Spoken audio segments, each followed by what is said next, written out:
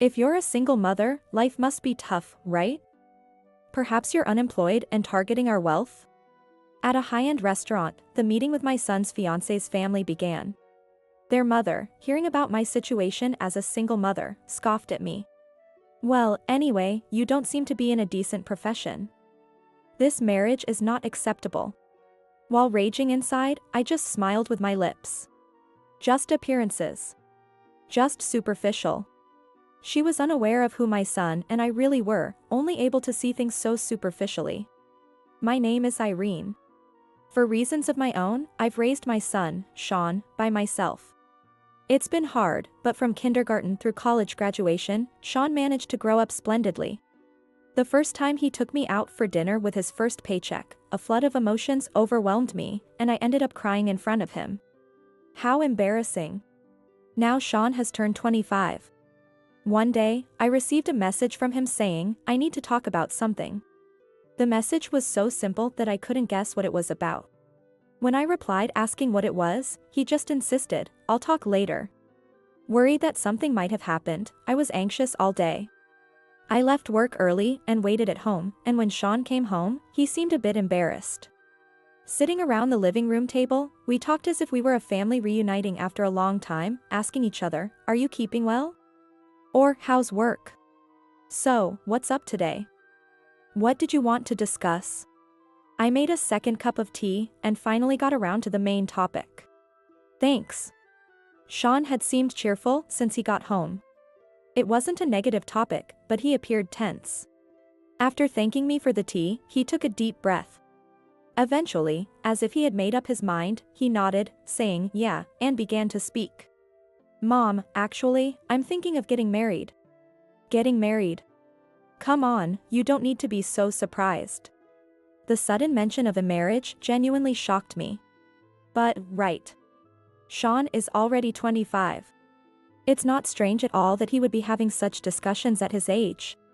As time goes by, it seems to pass terrifyingly quickly. It feels like just a moment ago, my son was still a child, and now here he is talking about marriage. I see. If you have thoughtfully chosen your partner, I won't oppose it. Congratulations, Sean. Yeah, thanks, Mom. After that, nothing particularly special happened, and life went on as usual. But inside, I felt his joy as if it were my own celebration, and my mind was in a festive. Sean mentioned he has to get up early tomorrow, so he went to bed after dinner and a shower. I am still awake, upstairs in my room looking at my computer screen. Then, on a whim, I quietly went downstairs. My destination was a photograph that had been in our house for over 20 years. Hey, honey. Sean is getting married. Can you believe it? The face of my late husband, John, in the photograph, has always remained smiling. When I'm happy, he seems to share my joy, and when I'm struggling, he seems to encourage me. Such a gentle smile. Looking at you now, Sean really resembles you. I overlaid the images of my late husband and my son. Oh, that's right. I was 25 when I got married too. Realizing the coincidental matching of numbers, I started reminiscing about how I first met my husband. I grew up in a residential area in New York. Our house was ordinary, but there were others with large yards scattered around. The neighborhood wasn't very active socially. We would greet each other when we met, but there wasn't much chatting or becoming friends. Thinking back, it feels like it was a bit of an unusual area. In that setting, there was just one person I intentionally met up with. Jack. Let's go to the park. Coming home from kindergarten, I would always ring the doorbell at the Thompsons. I was calling for my friend living next door, a year younger than me, John Thompson. I'm coming. Relieved by the voice over the intercom, I adjusted my bag filled with sandpit toys. Soon, the front door would open, and he and his mother would come out through the large gate. Back then, since we were only 5 and 4 years old, a guardian had to accompany us when we went out to play. All right, let's get going. Wait for me, Rennie. As I started walking ahead, he would chase after me with a little run. Rennie, Rennie, he would always call and follow me around, and I adored him. Even as we became elementary and middle school students, our relationship didn't change. We ended up at different high schools, but since our houses were next door to each other, I never really felt lonely. Plus, by that time, we had phones, so on days we couldn't meet in person, we could still chat or call each other. That's how we grew up, maintaining the relationship we had since kindergarten. Eventually, when I turned 25, I received a heartfelt proposal from Jack. I've finally been caught. I thought somewhat defiantly, but I accepted amidst the blessings of those around us. John and I happily elevated our childhood friendship to marriage. We were enjoying a blissful married life, but disaster struck unexpectedly. All relatives were dressed in full black mourning attire. My 2-year-old son was innocently sitting on my lap. These 3 scenes have never left my mind even after all those years. At the time, we had been married for only 3 years, and parenting was still quite challenging. Yet, it was undoubtedly the peak of our happiness. Despite that, my husband, John, was involved in a major traffic accident that made the news and newspapers, and he never returned. The younger Jack, who had always been chasing after me, had suddenly passed me by and left me behind. Overwhelmed by grief, I spent my days in a void. I enrolled Sean in daycare and returned to work. But still, I couldn't really focus on anything. No matter what I thought about, I would soon find myself zoning out, unable to concentrate. It was my 2-year-old son Sean who comforted me and brought me back to reality, saying, "Mom, I'll give you a hug." Sean. "Mom, do you have a fever?" The face of my son asking this looked very sad. There were no tears, but his face was marked with worry and uncertainty. "No, I'm fine," I said, smiling at him. Seeing that, Sean returned to his usual broad smile. Right. It was me who made Sean look sad. Because I kept feeling down and couldn't recover, stumbling through my days, Sean sensed it and shared my sadness. "Sorry, Sean." Realizing this, I decided to move forward with a smile. After finishing the household chores for the day, I knelt in front of John's photograph. No longer would he come chasing after me calling, "Rennie, Rennie." He had crossed the finish line alone, leaving me behind, and now it was my turn to chase after him. Jack. While I gazed at the photo, Sean began playing with various shaped wooden blocks behind me. "Rest easy and watch over us." Wow. A clattering noise came from behind. It must have been his blocks tumbling down. Yet, Sean didn't get discouraged and started stacking the blocks again. Impressed by his resilience, I continued talking to the smiling photo of my husband. "It's okay. I'll take good care of Sean." It's not that I had forgotten the sorrow. The despair of losing him was definitely lurking within me. But I resolved to convert that pain into strength and raise our only son to be a fine man. That was my promise to my beloved husband.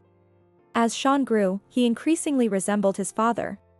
His eager mom, as he chased after me was just like a Jack. When he reached middle school, Sean began to be rebellious. We had our disagreements, but I believe our relationship as mother and son was never truly strained. After navigating his teenage years, Sean became a kind, sincere man. And now, he was talking about getting married. Hearing this news, I felt a mix of happiness, loneliness, and a little bit of surprise. His fiancée was named Sophie. He had met her right after starting college and they had been dating ever since. I had seen a picture of her once, she seemed very gentle and demure. "We're here."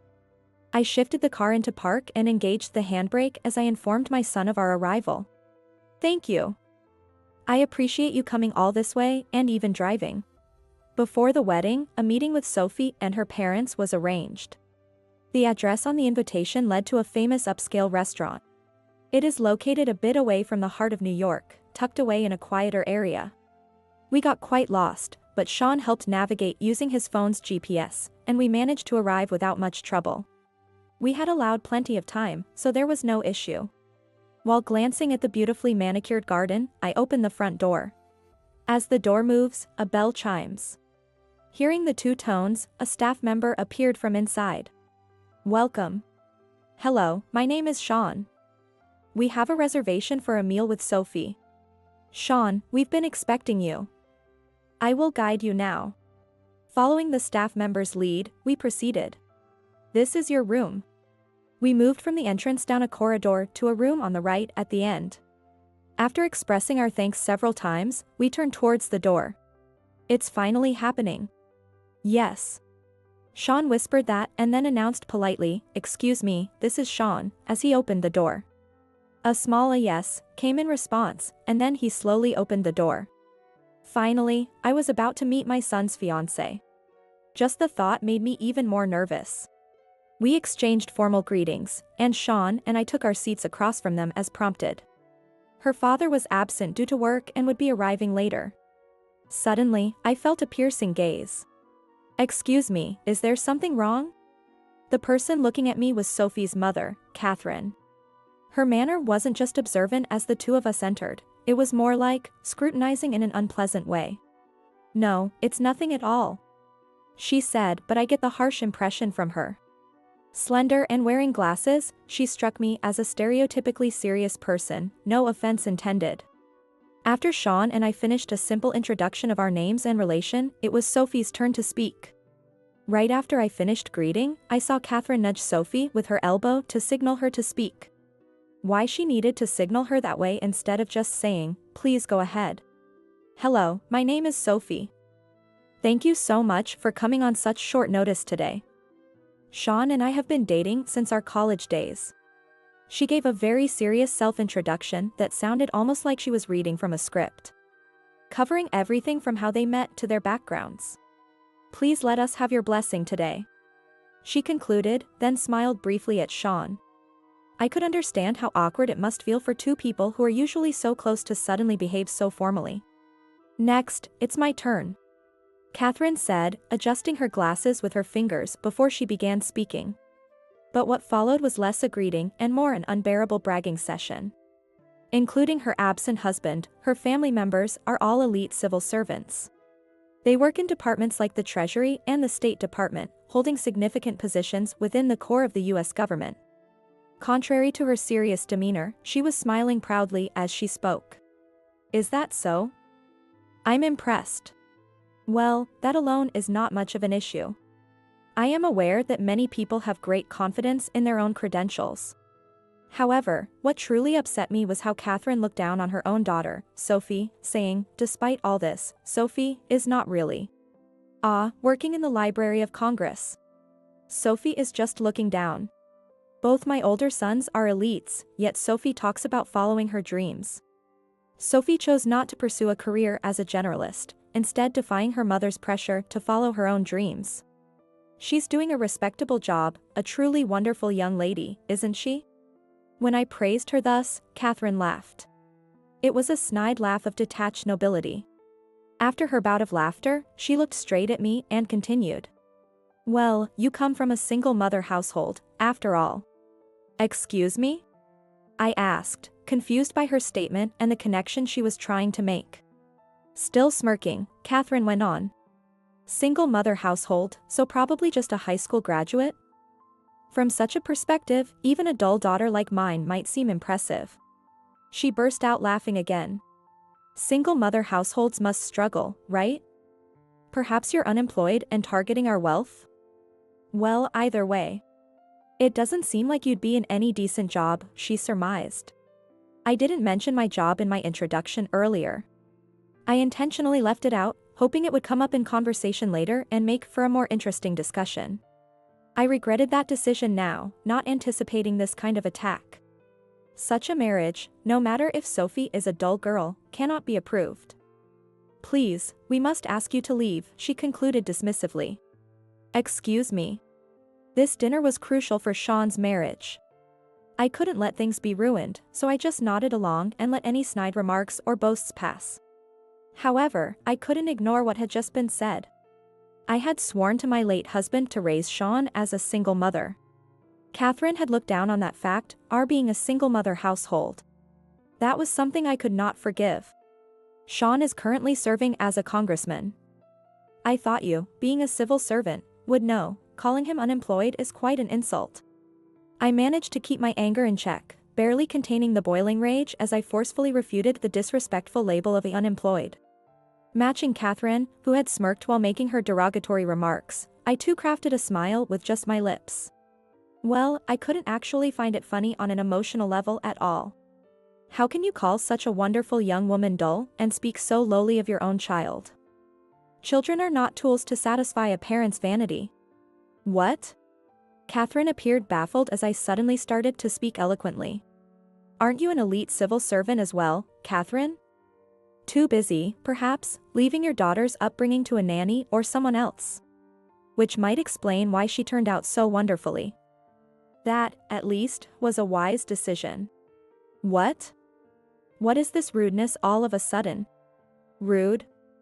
Who are you saying is being rude? Don't you remember what you just said? Mom, please calm down. Sean interjected. If you had raised her with those values, she wouldn't have turned out to be the remarkable woman she is today. Despite trying to control myself, my anger was gradually surfacing.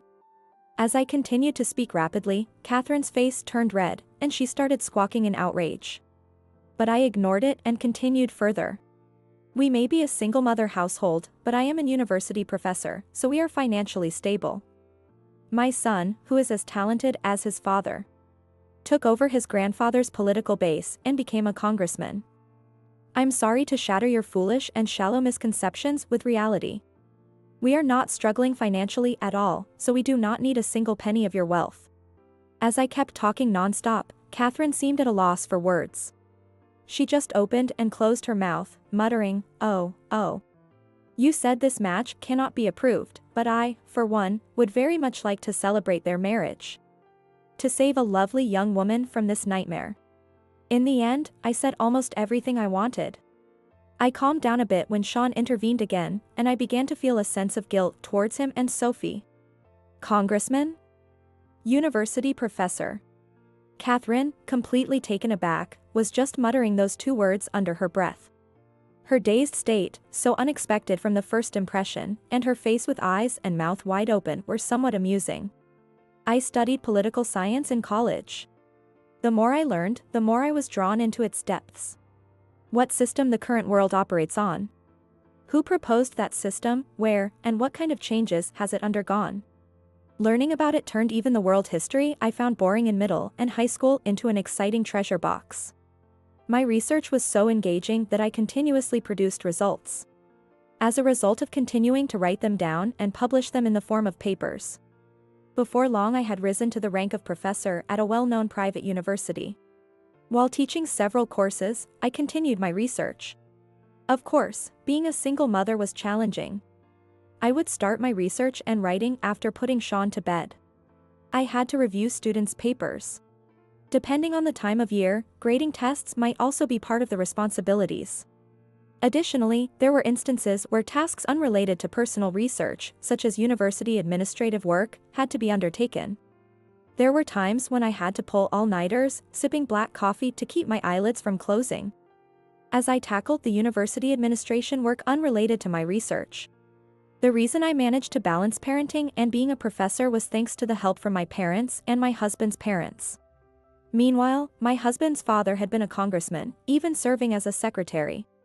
After graduating, my husband worked as his father's secretary but died in that tragic accident. Over 20 years later, having graduated from a prestigious law school, Sean started working as his grandfather's secretary. And just recently, with Sean turning 25, my father-in-law retired from his position. Sean then took over his political base, ran for office, and was successfully elected, becoming a congressman. Sorry to keep you waiting, I am Michael, Sophie's father. In the midst of the tense atmosphere, Sophie's father, Michael, arrived. As all eyes turned towards him, our gazes met. Wait, have I met this man before? Are you Irene? Ah. He seemed to recognize me too. After a few seconds of jogging my memory, it clicked. Michael, as in that Michael. He was a great friend of my husband during our college days. I vividly remembered going out for drinks with him and my husband. The last time we met was at a funeral over 20 years ago. His appearance had changed so much that I hadn't recognized him. When I heard that Sophie was going to marry someone with the Thompson surname, I was surprised. But I never imagined it would actually be John's family. You know each other? Catherine interjected, clearly flustered by our unexpected reunion. Yes. They're the wife and son of my late best friend. Sean has grown up well. Although Sean might not remember, he had met Michael when he was about 2 years old at his father's funeral. Nice to meet you, what a surprising connection. Indeed, it's quite moving to think my daughter is going to marry the son of a dear friend who has passed away. Indeed. However, seizing the opportunity, I turned towards Catherine with a smile. It seems your wife doesn't quite agree. What? Catherine, what is this about? Michael questioned her. Well, that is... Michael pressed her for answers. Catherine was visibly panicked and struggled to respond. I helped by repeating her words from memory. She tried to prevent it by raising her voice, but it had the opposite effect. This ended up proving my words to be true. Seeing a tearful and visibly upset Catherine, Sophie seemed to smile, somewhat pleased. Irene, Sean, I am truly sorry for what has happened. Please, let's not call off the engagement. Michael apologized to us. No, stop that, Michael. It's not something you should apologize for, and we have no intention of calling it off.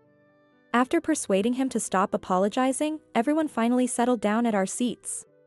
Just then, the first course of the meal was served. Despite the awkward atmosphere, we proceeded with the meal. It goes without saying that, despite being a course at a high-end restaurant, I couldn't appreciate the taste. That night, Sean told me more about Sophie's family background. As Catherine had said, aside from Sophie, everyone else in her family worked as elite civil servants. Working at the National Library was indeed respectable, but her mother saw her as a dropout. I honestly can't stand to see Sophie, who has followed her own dreams, treated in such a way. Sophie has an older brother and a younger brother, both of whom are also elite civil servants. Their mother boasts of their accomplishments as her own and is overly intrusive. Perhaps tired of such interference, her older brother, who works at the foreign ministry, moved out and now moves around frequently. To compensate, it seems Catherine became excessively involved in Sophie's life. Being unacknowledged by her parents and treated as a bother, that's just not right. Indeed. When I told Sophie how you single-handedly raised me as a single mother, she was so envious she cried. Sean.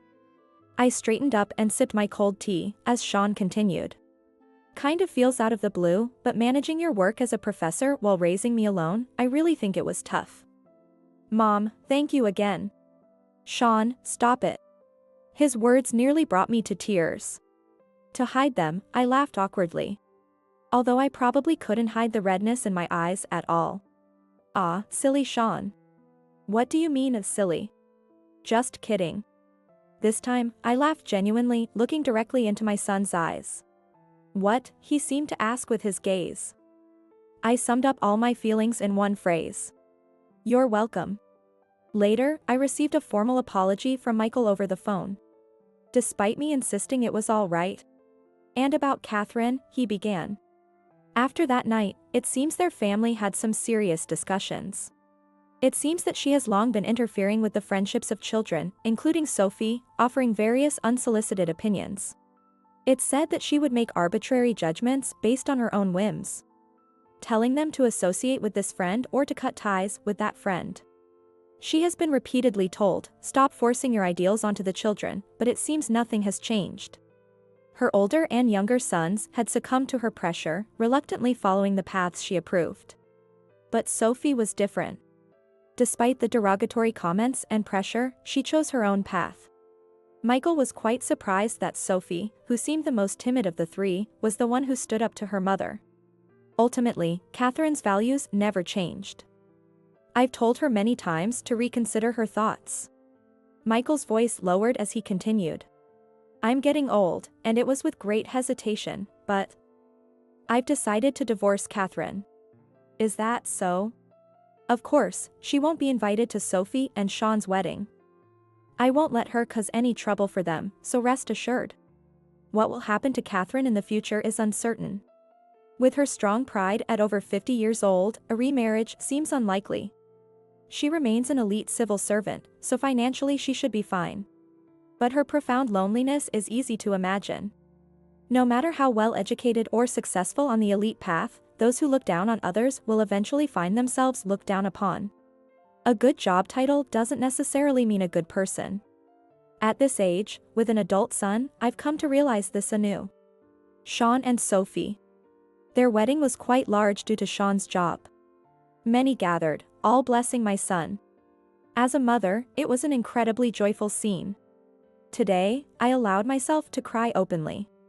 "Mom, you're crying again." Before I knew it, Sean was in front of me, teasingly remarking on my tears. Wiping my eyes repeatedly with a tissue, I managed to respond. "It can't be helped. You'll understand, give it another 20 or 30 years. Seeing the child you've raised with care find someone special and leave your side is a feeling that can't be understood without experiencing it. It's as much a source of loneliness as it is of joy." After all the events, I returned home alone. Sean's room was nearly empty now. Tears threatened again, but I stifled them, half expecting to be teased. "You're crying again, Jack." As the town quieted down with the night, so did my heart. As usual, I spoke to his photograph. Sean's wedding was truly wonderful. "It would have been great if you could have been there too." Of course, there was no answer. Sean was really taken with that girl who looked so sad at the introduction meeting. Adding to the story Sophie had shared during their introduction. Sean had told me more. Despite the pressure and her mother's influence, Sophie suffered. Concerned, Sean kept reaching out to her daily. Eventually, she opened up to him and began to share her feelings. "He's persistent, isn't he? I wonder who he gets that from." Rennie, remembering the boy who had followed me forever. After talking so much, I put the sweets I received as a memento beside him. "Do you remember what I told you? When I was devastated by his death, 2-year-old Sean had encouraged me to keep going. I had made a unilateral promise then to take good care of Sean. Had I managed to keep that promise?" Hoping for an answer, I displayed a photo of Sean from today on my phone, aiming it at John's photograph. "How about this?" Adjusting the phone. I glanced at Sean's photo again and couldn't help but laugh. "Aren't the two of you just too much alike?" I had always thought they were similar. Although I knew it, their smiling faces were so alike they could almost be the same person. Even as his wife and mother, I might mistake one for the other. Finding that amusing, I laughed to myself again. Mixed with my laughter, I thought I heard, "Thank you, Rennie." It was probably just my imagination, but the smiling photo looked as if it could have said just that.